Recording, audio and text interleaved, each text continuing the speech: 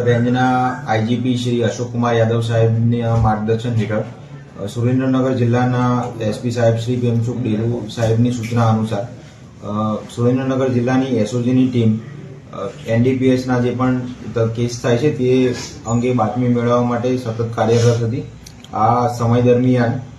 એસઓજીના PSI Shri ગોહિલને એવી બાતમી હકીકત મળેલી હતી કે રાજેશભાઈ ઉર્ફે રાજુભાઈ ખવડ કે જેઓ પોતે સાયલાના રહેવાસી છે,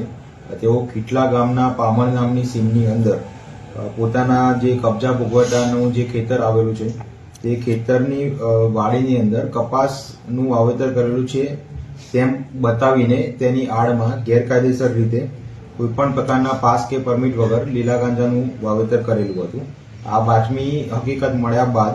એસઓજી દ્વારા તે ઈસમ અને તેના ખેતર અંગે વોચ ગોઠવવામાં આવેલી હતી અને આ બાતમી અંતર્ગત રેડ કરીને લીલા ગાંજાના છોડ કુલ 180 નંગ કે જેનું વજન 559 કિલોગ્રામ અને 700 ગ્રામ જેટલું થાય છે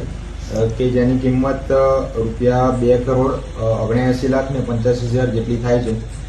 આ મુદ્દામાલ સાથે આરોપીને ઝડપી પાડવામાં આવેલો હતો અને આ આરોપીને ધોરણસર અટક કરીને દજાડા પોલીસ સ્ટેશન ખાતે ગુનો દાખલ કરવામાં આવેલો છે.